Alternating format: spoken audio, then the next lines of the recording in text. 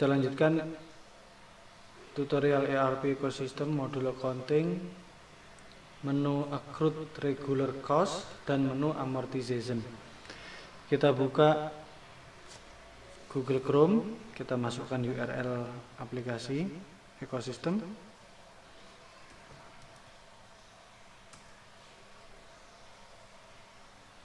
Kemudian masuk ke modul accounting. Jadi di bawah menu transaksi ada accrue regular cost dan amortization atau recurring. Oke, kita mulai dari accrue regular cost.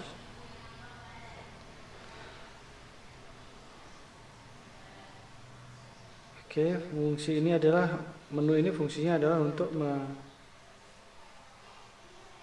membuat jurnal accrue atas biaya-biaya yang rutin terjadi setiap bulan. Biasanya contohnya bisa kita kasih contoh misalkan terkait tagihan listrik, mungkin tagihan internet, gitu kan, tagihan telepon, dan kemungkinan itu invoice-nya kadang terlambat, tapi tetap kita secara accounting harus membebankan biaya-biaya tersebut di bulan yang bersangkutan. Maka itu kita sebut dengan accrued, karena kita bebankan di bulan ini meskipun nanti invoice-nya datangnya di bulan depan gitu ya. Oke, untuk memulainya kita klik add, maka akan dimunculkan semua template accrue regular cost. Ini ada template-templatenya. Kebetulan ini contohnya banyak sekali ya. Oke, kita kembali ke menu sebelumnya, bagaimana mendefinisikan template regular cost ini. Jadi kita kembali dulu ke step sebelumnya. Jadi untuk mendefinisikan regular cost apa aja yang harus kita accrue tiap bulan, kita masuk ke master file, ada template journal accrue. Nah, kita bikin di sini.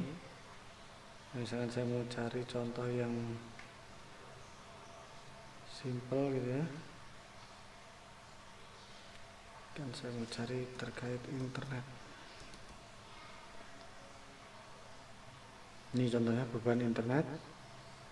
Kita bisa bikin accrue bahasa internet itu biasanya dari Telkom senilai sekian juta. Jurnalnya adalah ini, akun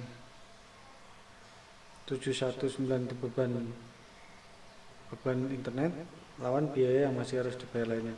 Dan ini terkait ke supplier tertentu. Ini bisa kita setting di sini terkait ke supplier Telkom Jakarta. Dan ini bisa juga kita bikin accrue-nya terkait ke dimension tertentu. Misalkan kita accrue terkait ke program tertentu atau terkait ke project tertentu atau terkait ke departemen tertentu. Ini fungsinya kenapa di sini ada accrue ini kita menyebutkan kode supplier. Nanti untuk memudahkan kita dalam membalik accrue ini, jadi kita nanti bisa mengeluarkan report dari modul accounting semua biaya, maksudnya semua tagihan terkait biaya ini atas vendor ini kan. Ini untuk kasus ini berarti kita nanti bisa mengeluarkan report dari modul EP atau modul hutang, yaitu daftar invoice atas supplier ini, misalkan ini Telkom Jakarta untuk beban internet. Jadi dari situ kalau kita lihat kita bisa oke, yang kemarin saya accruekan sudah datang invoice-nya, jadi sekarang saya balik demikian. Ya, itu jadi contoh untuk internet. Contoh misalkan lagi untuk listrik.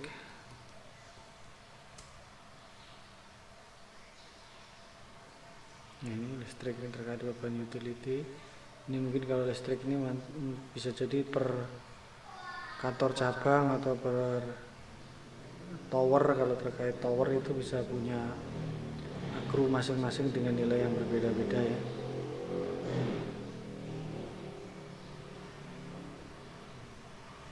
Kita lihat seperti ini, sama caranya seperti tadi contohnya internet. Kemudian setelah kita definisikan di sini, maka setiap bulan kita untuk mengakrukannya, kita tadi masuk ke menu transaksi, menu transaksi accrue regular cost, kemudian kita klik add.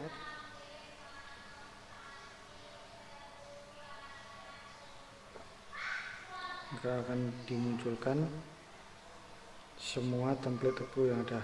Kemudian jika kita ingin mengakrukan, kita contreng di sini.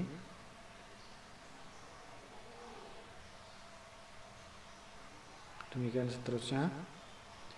Dan kemudian jika udah, kita klik save.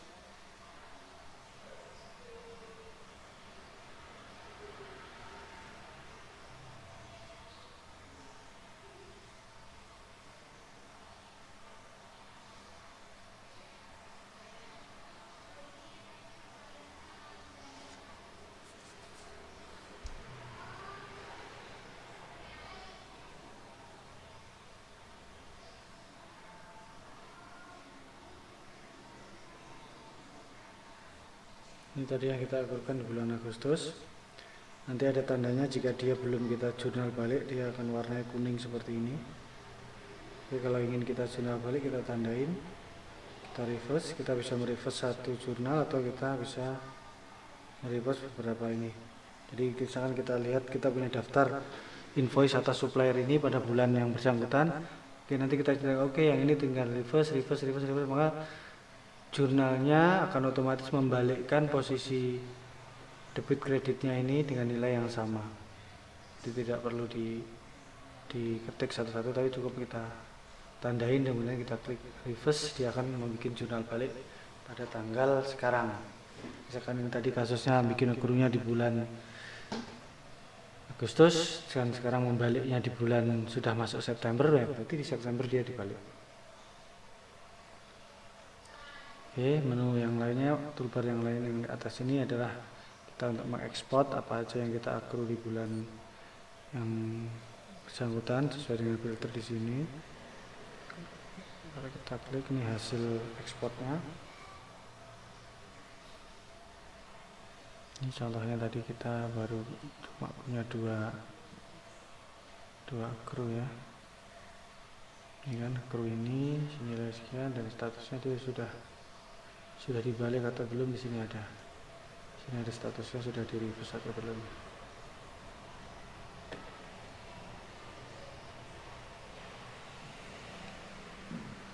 Demikian untuk menu accrued regular cost. Selanjutnya saya tunjukkan menu untuk amortisasi.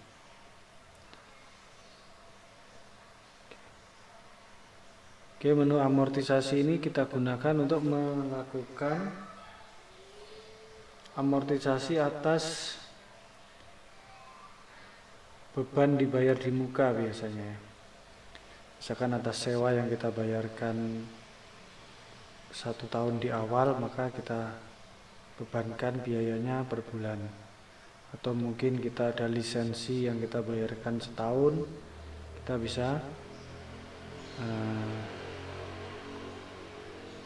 bisa amortisasi per bulannya. Saya bisa lihat misalkan atas sewa, misalnya ini ada.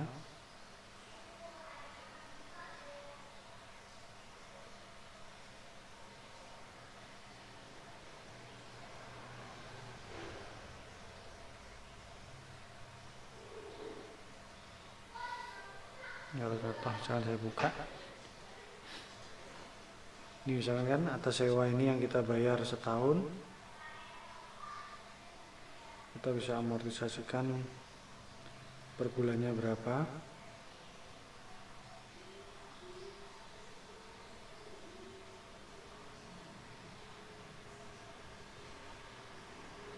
Kita bikin jadwalnya.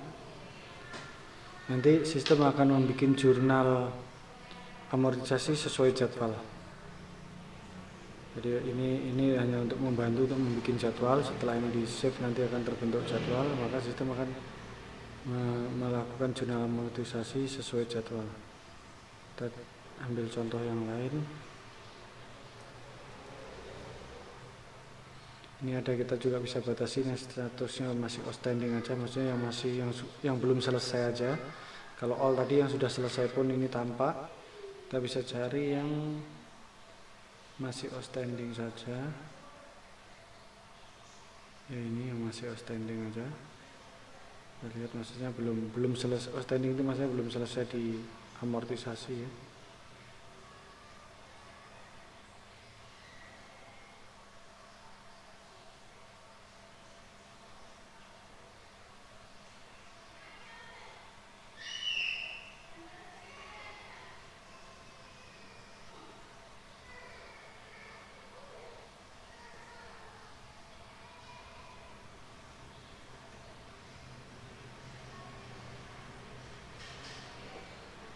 Oke, untuk pembuatan amortisasi ini bisa kita lakukan manual. Di sini kita ketik atas biaya apa, kemudian referennya kemana, atas biaya apa, ini referen AR, AP atau AR. Jadi nggak selalu terkait AP rupanya, bisa juga terkait AR, mungkin terkait tagihan yang kita tagihkan di beberapa bulan di muka gitu ya. Nanti kita amortisasi ke revenue-nya ke tiap bulan juga bisa. Kemudian kita sebutkan debit account dan kredit account-nya, totalnya berapa. Kemudian kita sebutkan berapa lama mau diamortisasi, mulai dari tanggal berapa sampai tanggal berapa. Nah ini untuk kasus starting sama ending date nih. Jika misalkan seharusnya dia diamortisasi dari mulai bulan lalu gitu ya, tapi kemudian ini baru sadar, baru kita sebutkan jadwalnya, ini kita input di bulan ini, maka ini nanti saat di save untuk beban yang di bulan ini akan otomatis yang bulan-bulan lalu dibebankan ke bulan ini. Jadi misalnya kita telat membuat jadwalnya ini 2 bulan, maka 2 bulan yang di depan itu akan dibebankan, akan diamortisasi sekaligus di bulan ini. Dan menu amortisasi ini di samping dibikin manual juga bisa otomatis nanti di modul account payable. Waktu kita ada hutang terkait prepaid, maka sistem akan mengasih konfirmasi bahwasanya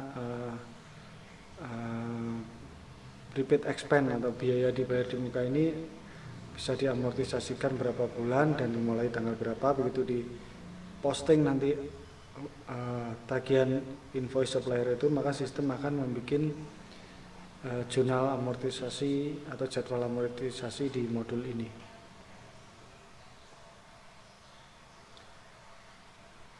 Oke, tadi menu amortisasi ada 2, ini sebetulnya sama.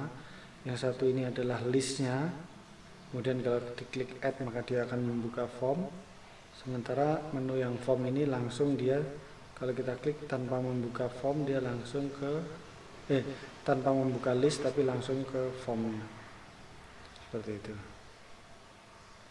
Oke, menu yang lain di bawah transaksi ada menu exchange rate. Ini untuk mendata exchange rate atau nilai tukar mata uang asing. Untuk menginput atau mengedit, kalau menginput atau menambah adalah klik add di atas. Kita masukkan exchange rate per tanggal berapa. Biasanya yang paling utama harus diisi di sini adalah exchange rate per akhir bulan. Kalau exchange rate per transaksi per harian itu langsung disebutkan di modul cash and bank saat terjadi transaksi. Kalau exchange rate per akhir bulan ini fungsinya untuk kita melakukan revaluasi terhadap hutang valuta asing maupun piutang valuta asing maupun bank valuta asing.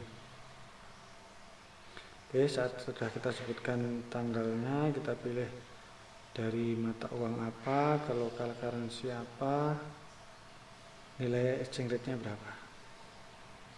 Demikian, ini bisa kita filter di atas ini. Misalnya saya melihat exchange rate atas USD.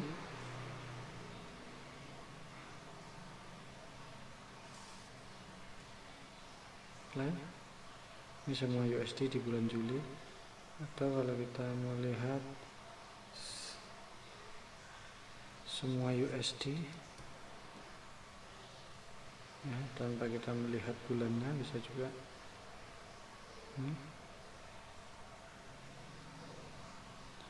Demikian. Terus ada menu lagi, yang satu lagi adalah menu closing period. Sudah sedikit saya singgung waktu kita menerangkan mengenai menu setting. Closing period ini fungsinya untuk mengclosing bulan. Jadi sekiranya transaksi untuk bulan tertentu sudah masuk semua dan kita sudah rilis report, kita sudah mengeluarkan report ke manajemen, maka bulan yang bersangkutan harus kita close agar nilainya tidak berubah. Perubahan-perubahan pada bulan yang sudah kita close kita lakukan dengan melakukan journal adjustment atau journal memorial di bulan yang selanjutnya. Jadi report yang sudah rilis, yang sudah kita keluarkan tidak berubah lagi. Ini penting sekali terkait perusahaan publik tentunya, yang dia harus setiap 3 bulan membuat report ke Indonesian Stock Exchange. Maka dia setelah report dikirim ke sana tentu kita nggak boleh ada perubahan. Best practice-nya accounting memang seperti itu. Ini satu lagi, ini menu feature aja tambahan. Jika misalkan ini bisa kita cek apakah ada jurnal yang bermasalah, kita bisa klik apply aja. Kalau ada maka akan terlist di sini. Jurnal bermasalah atau problem ini maksudnya seperti apa? Jadi gini, chart of account itu kita bisa punya beberapa level. Nah, level yang bisa kita pakai transaksi seharusnya adalah level yang paling bawah, yang anak, yang paling anak lah, yang tidak punya anak lagi. Karena kalau misalkan akun yang kita pakai transaksi adalah akun header, maka nanti perhitungan subtotalnya menjadi salah. Maka akan terlist di sini kalau ada akun yang jurnal yang menggunakan akun header.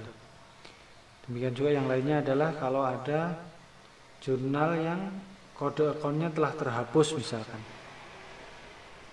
itu akan terlist juga. Atau ada juga jurnal yang debit kreditnya tidak balance. Mungkin case-nya terjadi kerusakan data. Waktu awal input sebetulnya sudah balance, tapi karena ada mungkin proses nge-save ada listrik mati mendadak atau segala macam. Meskipun itu case-nya sangat kecil, tapi menu ini saya sediakan. Jika kalau hal itu terjadi, maka ini akan memudahkan kita untuk menemukan kesalahan tersebut. Demikian terkait regular cost, amortisasi, dan yang lainnya, yaitu jurnal dalam masalah atau jurnal tidak balance. Terus terkait nilai tukar mata uang dan terkait closing period. Silahkan dicoba untuk lebih bisa memahami. Terima kasih.